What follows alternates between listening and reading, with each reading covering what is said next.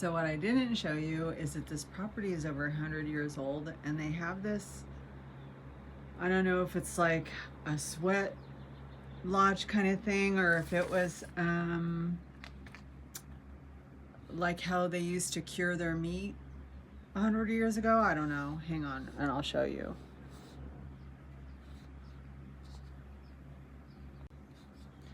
So that's it. Looks a little scary. But it's all made out of stone. That's kind of like what it looks like inside. I think those bars were for like hanging meat. I'm going in there. With my luck, I would get locked in.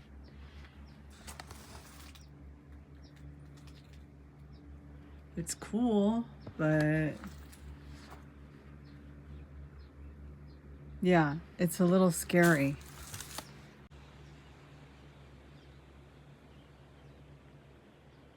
That's what it looks like on the outside, and I'm assuming that's for the smoke or something. Maybe it's... There goes my mind, but I'm still breathing.